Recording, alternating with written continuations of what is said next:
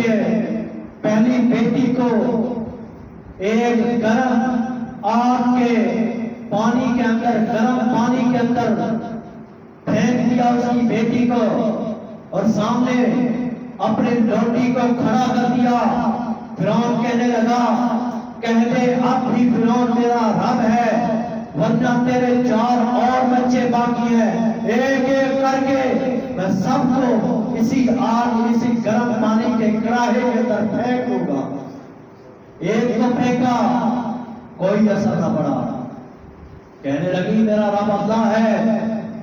دوسرے بچے کو پھینکا، کوئی اثر نہ پڑا، تیسرے کو پھینکا، چھوٹے سے معصوم سے بچے کو ہاتھ میں اٹھایا ہوا تھا، فرعون کی لونڈی نے ہاتھ سے کھینچا، دل کے اوپر چوٹ لگی، لیکن اپنے دل کو سنبھالا اور کہا ربی اللہ الذی خلق السماوات والارض وخلقنا، ہمارا رب تو وہ رب ہے کہ جس نے آسمان اور زمین کو پیدا کیا ہے اور ہم کو بھی اسی نے پیدا کیا ہے۔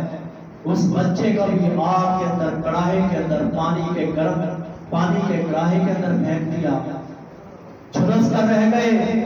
5 بچوں کو جلا دیا گیا، کہا اب تیری باری ہے، تجھے برہنہ کر کے اس آگ کے کڑاہے کے اندر پھینک دیا جائے گا۔ آسمان کی طرف نگاہوں کو اٹھایا، ذرا دل کو تسلی ملی،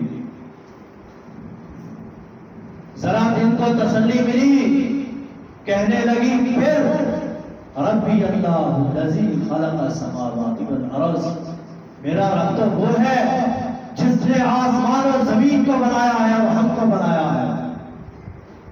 فرعون نے اپنے لوگوں کو حکم دیا، اپنے مشیروں کو حکم دیا، وزیروں کو حکم دیا، نوکروں چاکروں کو حکم دیا کہ اس کو برہنہ کر کے اسی آگ کے کڑاہے کے اندر، گرم پانی کے اندر پھینک دیا جائے۔ لونڈی کو برہنہ کر کے پھینک دیا گیا، لیکن اللہ کے ساتھ تعلق کو نہیں چھوڑا۔ رسول اللہ صلی اللہ علیہ وسلم نے فرمایا، جب مجھے معراج کی رات آسمان کی سیر کروائی گئی تھی، میں نے فرعون کی لونڈی کا محل سیدہ عائشہ کے محل کے ساتھ دیکھا تھا رضی اللہ تعالیٰ عنہ۔ اصحاب الاخدود کے واقعات ہمارے سامنے ہیں۔ ایک جادوگر تھا، بوڑھا ہو چکا تھا، اور ایک بادشاہ تھا۔ بادشاہ نے کہا اب تم بوڑھے ہو چکے ہو، اب تم بوڑھے ہو چکے ہو، اپنے جادو کا جو علم ہے وہ اس ہماری سلطنت کے ذہین و فطین بچے کو دے دیا جائے، تاکہ آپ کے علم، آپ کا جادو کا علم ضائع نہ ہو جائے، رائگاں نہ ہو جائے۔ اس نے ایسا ہی کیا۔ سلطنت کے ذہین و فطین بچے کی تلاش کی گئی، ڈھونڈا گیا۔ ڈھونڈنے کے اوپر اس شہر کا، اس کی سلطنت کا، بادشاہ کی سلطنت کا ذہین و فطین بچہ ملا۔ جس وقت وہ بچہ مل گیا، بادشاہ نے اس کی ڈیوٹی لگا دی کہ تو نے صبح کو رات اس جادوگر کے پاس جانا ہے، بوڑھے جادوگر کے پاس جا کر علم جادوئی کو سیکھنا ہے۔ اب وہ جا رہا ہے، صبح شام جا رہا ہے، راستے کے اندر اس کو ایک عیسائیت اس وقت عروج پہ تھی، کیونکہ عیسیٰ علیہ السلام کیا ہے، بعد کا واقعہ ہے۔ تو وہاں پہ ایک راہبر جو اللہ کا ولی تھا اور یہ اللہ میں سے تھا، عیسائیت کے اوپر چلنے والا تھا، کفر کے اوپر چلنے والا نہیں تھا، وہ راستے کے اندر مل گیا۔ تو اس ذہین و فطین بچے نے اس کے پاس بھی وقت دینا شروع کر دیا۔